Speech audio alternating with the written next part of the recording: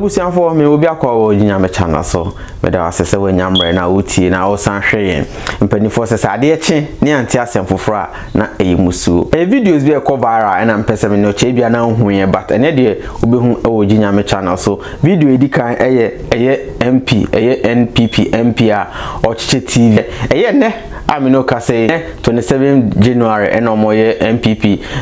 parliamentary primaries no de shisha so de opeso full story na Adom FM for be show ni nyina ombe de coverage nyina bebremu yewi a yehwe aye British for aye UK ohima krumu say go Ghana for omni Ashanti for no tokwa no gold no mu wi akoye no over 150 years ago no de be maye ba enelon and I meant to say yeah, I didn't know about and I'm akona mode brain after 150 kese mu 20 hu kra kese my interest my interest mo so amosan the air brain na masan age hu interest you are na ko China ambassador to China Ghana ambassador to China Mrs. Free ono so ne sense ma so kakra no o promising crofo bi so be mo land Chinese for no na omaba Ghana ababe to omaba gold na yini binti no me no be share sa videos ne pictures ni bi no mahu de ekos yen say na final ones no Ghana coach na Blasters coach no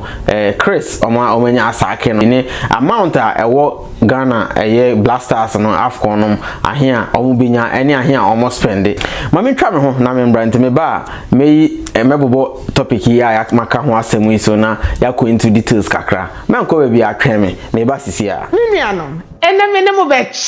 energy sebi me say ene de me discover me de me mfa nse me botomu ntimi yi na ma pa ho ntoma e de atam ni nyina ye apa ye de send ska na ne me discover e de ho adanse ama madofo age atum e ye dupe na dupe de de mo ne say wo send ska na within second na dofo ensaka ni nyina na say obeko Play Store and I say App Store bia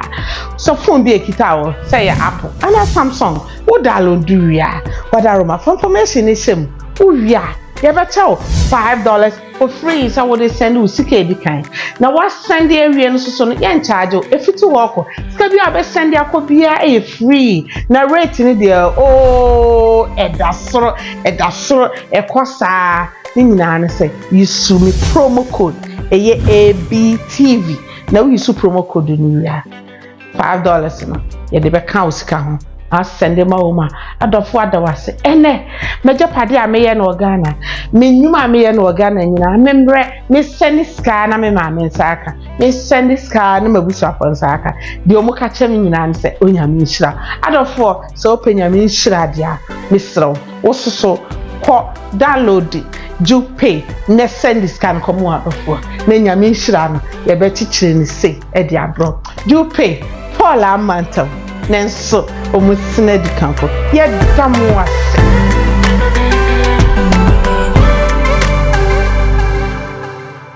ye frame ohuma afakuma kaswa onashe je na my channel ya busianfo metwa me ho masen aba say ye de enkomo no eba betoto aso na topics na be bo kire no earlier on before commercial break no eno na ye ba be komu into details no bibia ye de nyame na ye se nyame nimu a enyi da wo de ne start ya na de na wie asa na e be start no opambo be bom pae mai opambo bom pae mai ne enko Jesus je baba ya wakando basondo kataria kaya opambo awie dia ene mame nto aso video di kan picture video di kan MPP minister yendi ene ochichi TV no ya se ginyame channel de sikan nufu no ye bo ni mbo echi NDC for time na omo so in no de nyina abre mo se omo kantem se omo nyi party ne ma no ya de bre mo hu de wetie we de edu MPP so but say no credit a ntwe video no ene ko de hwe video na memra enam very sad o man Ghana no sisi no hope bi animu biem country no o man no asai apatity sisi no hu yama corruption yama na be say normal everyday life chrono yama na say normal everyday life TV stealing looting abe normal everyday life hwe we ya yo yendi yendi for omo MP ena he TVs plasma TV ahoro a wato someone when say Saturday ya ebesim ya Saturday ya ebe ya no NPP for omo parliamentary primaries on beto aba Saturday ya o eni hwehwe de okwabrane e de oman sika akoto ekwachicha mankrofo all because of vote minia you do know who some who say mo bo except mutnas din na mo start soon because listen sa democracy na e kan wasem no sankrofo ya se bibia o empanifu ya say omani bi enti no as it stands right now no uyo bia ye hardened criminal ya omani e protect you hwe ade we e koso omanum into what we tell me no just ask yourself say so when will Ghana develop if this is our mentality what would tell me Biano just put politics aside and then answer me this question if this is happening in a country where youth cannot even feed themselves twice a day a country that begs for everything are doing this just tell me when can the country develop 1 million years will come Ghana can never develop with this mentality Ghana can never move forward with this mentality of buying vote giving money to people to go and vote and you want development in the country 1 million years will come Ghana can never develop with this attitude that you're paying for no or mine minia you down video we din start soon me esa video we my heart my heart bleeds because like I see no future in the country no future yes okay video no kakra and make catch mo no em say then tell champion there na fa to beji golf and then system there me feel say entry so beton odache in the name of 32-inch TV 32-inch TV kra mean say $200 kra be do America na say obekwa koji TV no ato aba ama nipa no senka sebe na nipa no oteso no senka oye ne nema yi a anka nya de ode TV wa be bribe se ontoma no se Ghana abato no de ayesta bi mama ye America for no mo abuchi na mo hwe mu nua no mo fast no Ghana mo muntu omofo no mo nye adepa no mo nso nye den omonto abampa ema ni papa obetimi abomba bi omo no because it's a TV and omo cheche o eye primary ene omo ye omo primaries no eye NPP parliamentary primaries no ene na omo ye nti no obi ani abre omo aye wild ene omo aye branded TV eja minister nen MP no na ni din bo ho gidi aja ode ba be checha ma obi a endra na ajo na me so em say start cheche kra you ahwe wakoma na hwe obotum na de ofo so betimi aye ade na wa de wato amano me nyini say abato no sa nete but watena amamu for 4 years 8 years na edu abato na onya hwe na wakoto TV de be obi de ebro TV seto mano a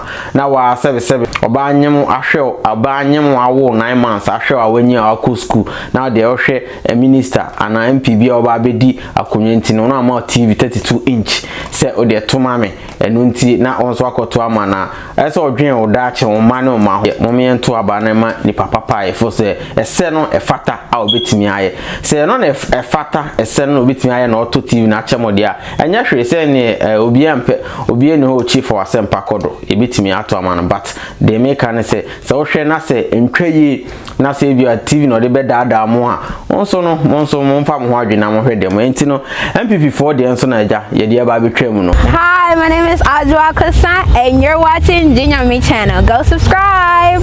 Yo, the next topic Rebecca wasem ohema krum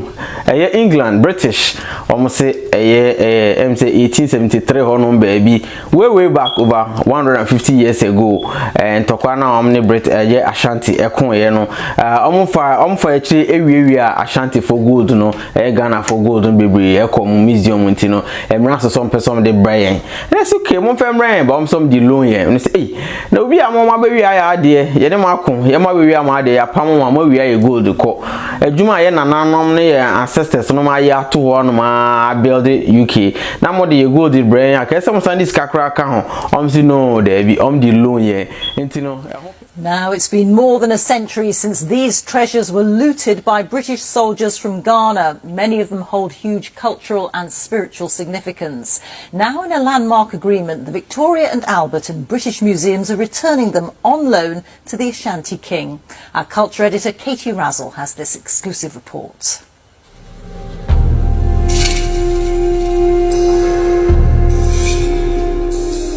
There is anger. People look at it in colonial terms.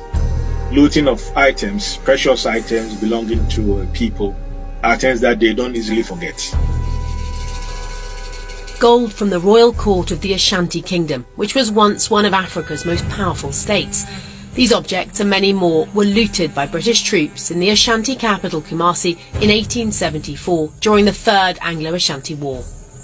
Now they're going back to Ghana for the first time in 150 years, to Kumasi's Mencha Palace Museum, in a landmark loan deal with the Victoria and Albert Museum, which bought most of them at auction at the time. They're put on display, and they're displayed both as a work of incredible West African goldsmithery, but also as a sort of, sign of British imperial and colonial power.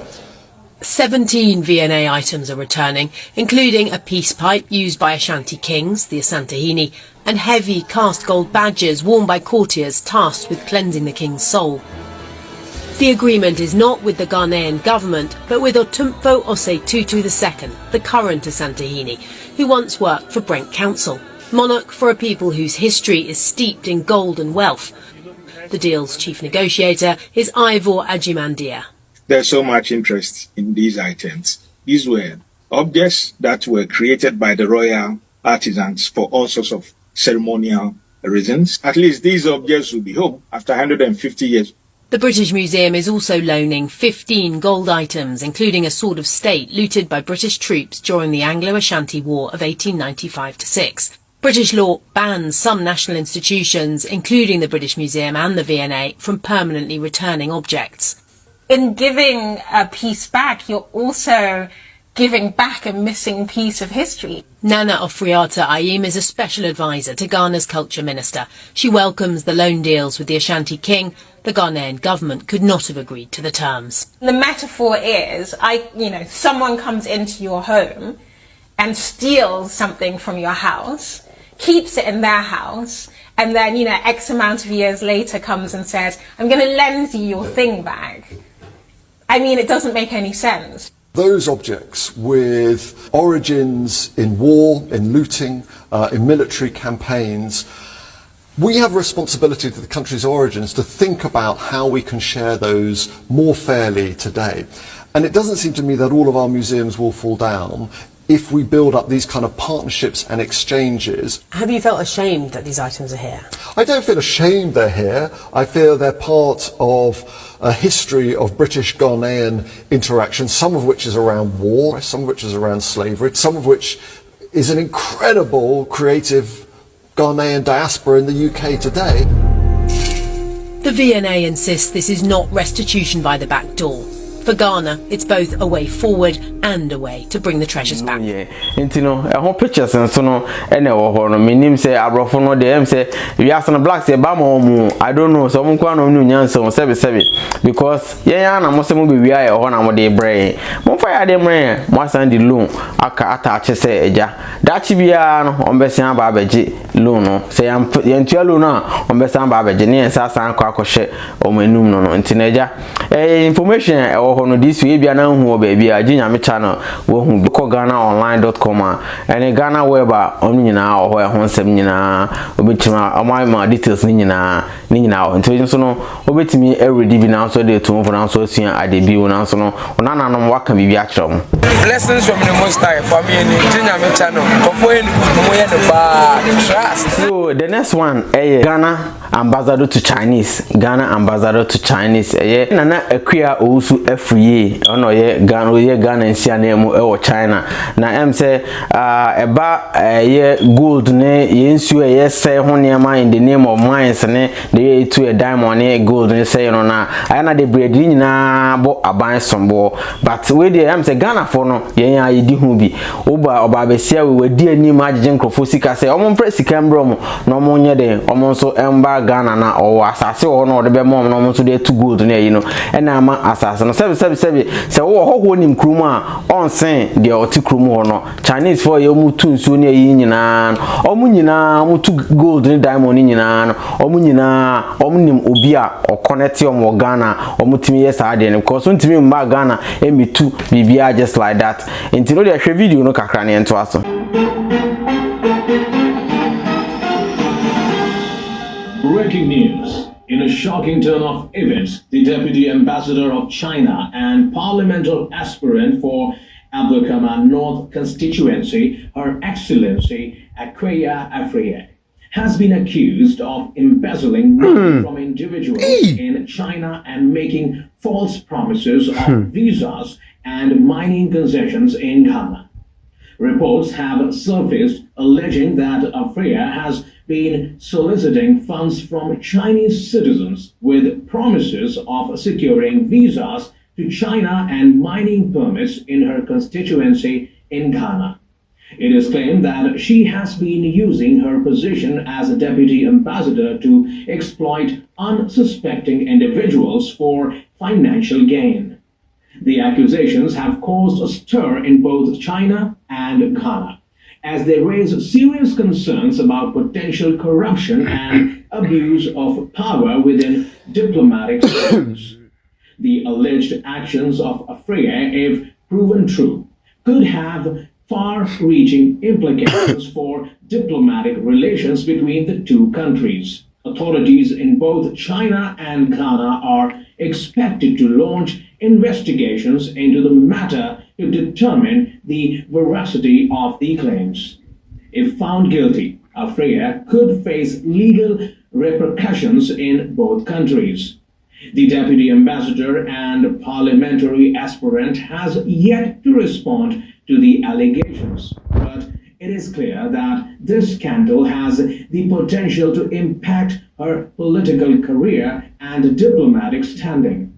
The integrity of diplomatic relations and the rule of law must be upheld, and those responsible for any illegal activities must be held accountable. As the story continues to develop, the public awaits further information on the outcome of the investigations and any potential legal actions that may be taken. Stay tuned for more updates. Yo, ye maame nam se ne ho aka dwamu kakra em se wakojije nkrofo sika se oma ba je asase wo Ghana no matu gold ne yi no em se gold ho sense de oma ma nana do minim se bia mbebo nana budu sumbo because on existing president o se so chusu ne ntino bebi o kra na enye nana do ohun but ne dia for amanyo sem sa but Ghana nsu nyina se nyina e Chinese food nyina yenya ye Ghana for na ho ambassador etimi egisika say so dada mo say no kro enya mpa o but ehu hia say obeka say o gisika no aba Ghana no o dada mo just like that eye den a o ho be kiro na eye position e dia ma utwem do be kiro no so no ono so be den ntimi feel say no kro pa dia entwaye ebe court ne sa ne mane ntino ye ntimi ka ho ase mebe yenya ene ton ye homa Chinese for ni abrofi no mo de aye de omba be because de ye enya nana dudi ne da so appoint so koye ejuma ema Ghana batwe onso no asema akwakofa abre Ghana ne o party na wo mni nyina me sure say minim say entwaye say no kra pa dia ene na ye maame oni ye endi ni ye because ehu de bia na ebo na o ache mafia watonton sase no na ahemfo nyina ne ebo mudimbo ne say omnom de sase na mankrofo no moton hu di ni sa ne ma na ma otumfo kra be ka ho asem kakra say unum say o ye ohe na o de asase ma Chinese no mutu se na eso odwen da ache ma ho a oka ho oye ho campaign kakra ekeka ho sem kakra se de ebe ko achi no bia beti ase se mumien protect your land no ye nsuo no ye niema no akwakoba se ntino so ti bibisa on se enye bibia na government enye bibia na ye na ado sa eyomo a omo ye adwuma ma no e na oye de ode omo esia no e na no na ado no ontimi nya adwuma bia wo Ghana bia e de obeyi yen Ghana for na no de eden e de esia no na de na omo so akakodi hwambo na akakosi ni na so enti na ya ayesa no enti no yenyina aye futuo mo emfe ntu ye ho for na yenyina so no ayemfa bibi emfiri emu opambo bebo mpae ma Jesus. The next one blaster coach Chris Hilton blaster coach no dia ye dem say tintan ton Ghana for so many na wie say we di Ghana hwambo ama Ghana for atete o last hope o need that so say blaster de kebe no say enye ebi say problem ni free GF ebi nso say e free coach no ntino o ma yi coach no okokora wa park na niema aja o ma sake no the next obedu ye na ma eja bade san kora dem say wonye du awie na emu sensem ni bi na blaster mo call camp ne baaye no yo omo yi coach na di wie no emu ana eja emu sensem ni bi a blogger ni bi a post omo kan omo bobo ho bia na ye nipa Okujato ablakwa no de ba say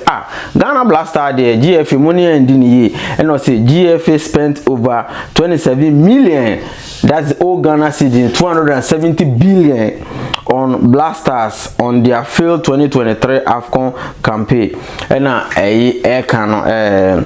Okujato ablakwa kana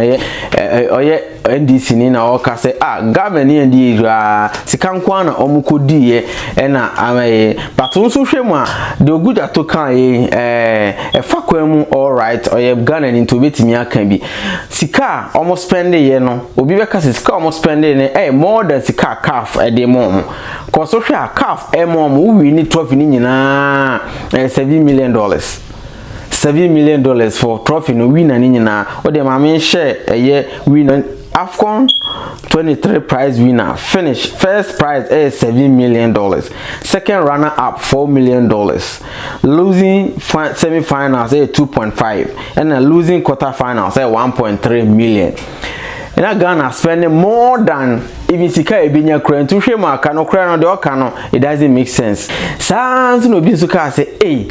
na Okujato ablakwa o kan NDC tama NDC mu wo so mutaka Pampers ni di ankasa mutaka Mubarak de Pampers ka ho ono ankasa submit forms say GFE entua ne bad Pampers nyina ma no moje Pampers nyina mutua ministers nyina Pampers ma no na ede na de mutaka de nde court nyina ka say oye sorry na ni old receipt or the koto Pampers and the fry na but in all no still could be GF say wo se den omuntua oba Pampers ma no which are na as a true as a true but the Americans say Ghana for him say NPP ni NDC the Ghana for they grow too much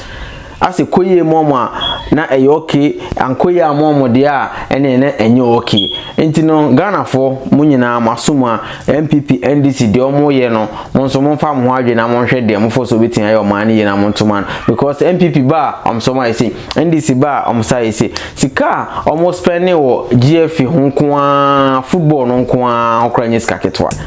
which means enya blaster for this kan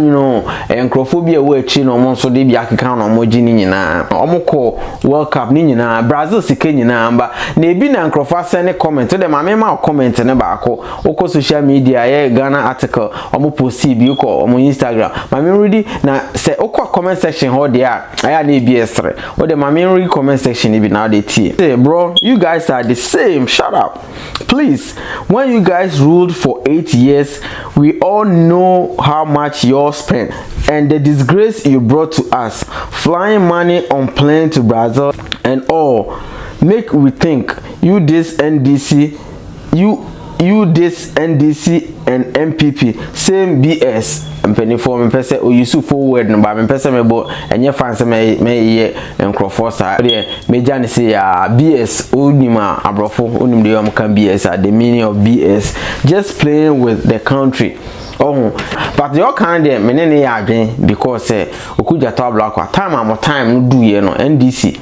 2009 amosoma mutaka ne ada niska na mudini ne ma mo ye no kra no bi enka hwe but MPP we NDC oni nyina ntwe ye sika MPP yisu ye ene sa ne nyina anye NDC nyina so nye ye o man no mo bo no kakeke nti ye Ghana na ati Ghana na so ye den wafa ho adwe aha na emre be me kwan na ye de ene nkomo na si ye Dallas jini am channel ye o Dallas de ye inform wo Ghana why busy na onya social media anya kwan kwa bibia pese o TV ano nkakra de bebro subscribe said de to ho na e ba na ententem na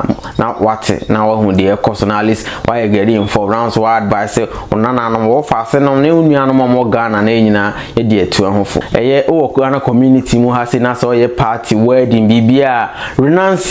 Renancy phone booth and F 360 or from one number na was no on be your kama no ma ba setting up fe or your party wedding name engagement bibia person ye bia no Dallas potem ha de o ma gidin pa obia from wedding obebo mo obejo kakra bi na add flavor to your program no event na person ye Renancy from no on be your kama so Dallas potem ha so a do yi tripa obia bonedin oh RMB Delight Mr. Robert oyi tripa otimi friend no be fie oba be yama no man bibi kakra bi o person ko ne shop won so an address nso na wo so no obetimi akọ awalenti he ya no so oba yo kama se uwie nso na se wo oyire ana se obaba bi ana onua ba na bibi nso person unity a